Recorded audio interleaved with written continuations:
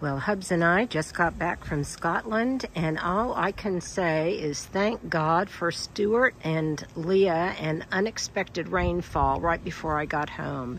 So in general, things look really good, and I will kind of talk a little bit more about that later. I'll do an assessment, what I'm going to be doing first, what I think the garden needs at this point in time during the heat of the summer. But I cannot thank Stuart and Leah enough, especially Leah for doing all of the watering. I haven't watched the videos, and I thought it might be fun if I kind of do a walkabout this week before I watch the videos to see what kind of stressors they had and make my own observation. So anyhow, that might be kind of fun. I know you guys enjoyed them in my absence. And because I am in the process of unpacking, getting over jet lag. We just got home yesterday, and I admit to being pretty tired and a little bit overwhelmed with what needs to be done. But that's the beauty of coming home to the cottage, because it is so much easier to come home to. There's just not nearly as much work. It's better organized, and it's just going to be a little bit easier to whip back into shape in short order. In the meantime, I hope you guys do not mind if we reshare one of my more popular videos from the past, and one that I was thinking about non-stop while I was in Scotland. And by the way, I'm going to be sharing lots of my lessons from Scotland. What an amazing trip. I cannot wait to share it with all of you. I met wonderful, wonderful people, some of my most enthusiastic followers on the trip. It was just a blast. But one of the things that I noticed that I need more of in my garden, and that is these black plastic pots, because I've got several ideas of things that I could replicate from the trip, and all I need is the plant material, of which I already have some, but also more of these heavy plastic pots. Now I have some, but I don't have enough. Fortunately, I can visit my friends at Bricks or Calvert's or Garden Design, and I'm sure they will have some that they are ready to share.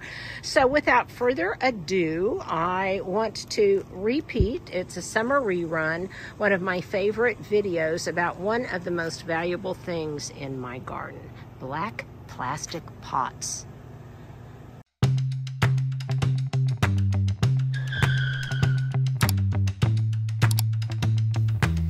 Where in the world is Carmen Sandiego? Now, my friend Alex, who's here watching us shoot today, told me that my jacket reminds her of that. She used to watch it when she was little, and I kind of was familiar with that reference, but not 100%. But I am familiar with 5 reasons why you might want to save, if not hoard, these heavy plastic nursery buckets, because I do. Partly because I'm thrifty, partly because I don't want them to end up in the landfill, and most importantly because they are just brilliant in executing their job in the garden. So let me tell you some of the reasons why I hoard and hold on to these plastic buckets. Number 1, I love to use baskets in the garden like this one. And you may recall earlier in the season, I had these framing the entrance to the potager, and they were filled, spilling over with scented geraniums and all sorts of different kinds of plants. Now, I obviously did not plant directly into the basket, but I did put a liner in here that then protected the basket.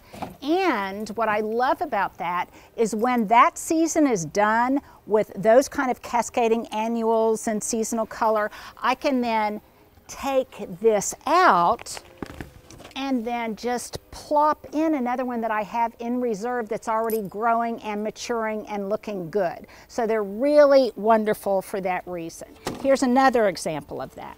I've got one that is just sitting here inside of this basket. So that's reason number 1. They are wonderful to just plop and plant.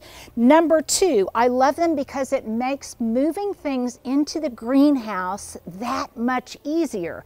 These are light, they are portable, and they can work in a way that looks substantive in the garden, but they're also kind of temporary. So Stuart, if you would show, see this gorgeous Eugenia topiary right here?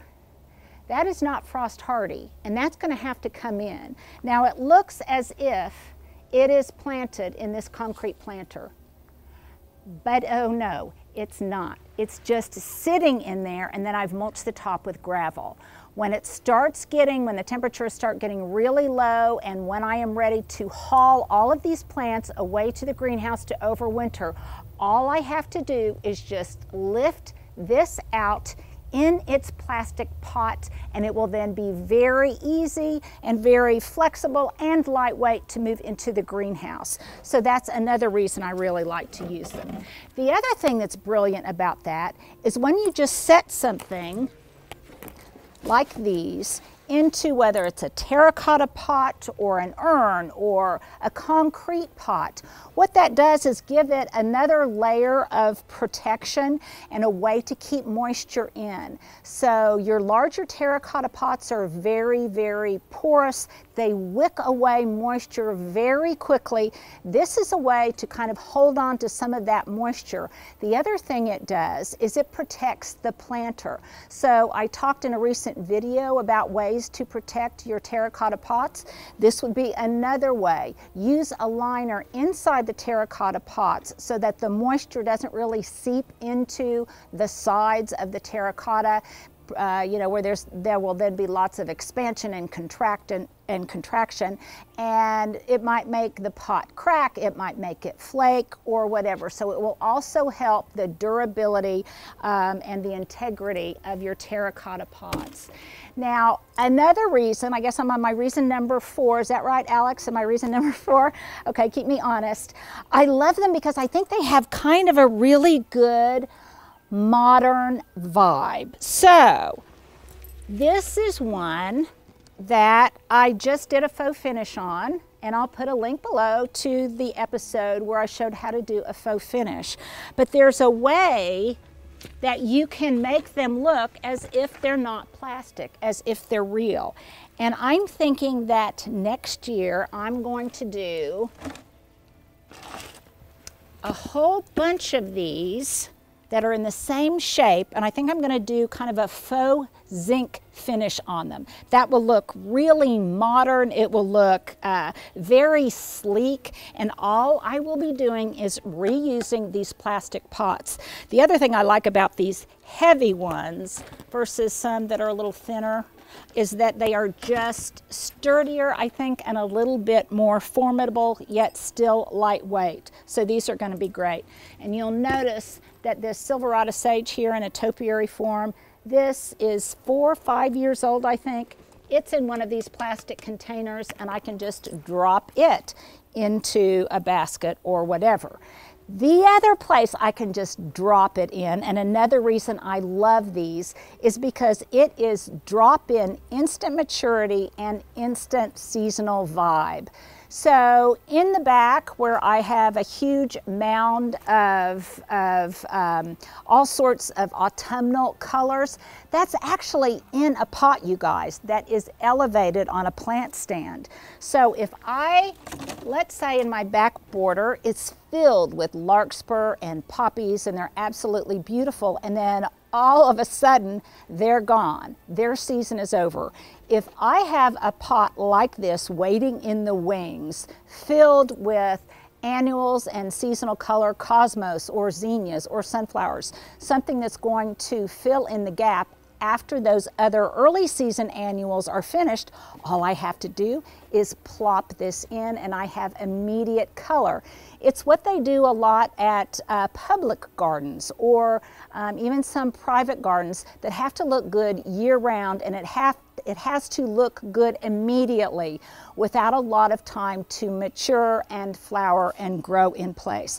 So it gives you instantaneous drama, and then you can just kind of nestle the pot behind an existing shrub so you don't even know it's there, and it gives you beautiful layering and maturity in the garden. Lastly, I like them because not only am I saving these pots from the landfill, but it's going to help me save some of my current plantings from the landfill or the compost pile as well. Now, many of you have asked, what am I going to do with all of those huge white mums that I planted in the front? Well, when they're done, I'm going to take them out and I'm going to plant them all in here. I can then overwinter them in this. They will continue to grow in place, and next spring when they bloom for the first time, it's going to be a huge white mound of mums that I can then plop in place somewhere for lots and lots of drama. Another reason, so this might be the bonus, a bonus reason, is I also like to save these because this fall, right, let's say the week or 2 weeks before Thanksgiving, I'm going to be potting up and planting all of my spring bulbs for next year.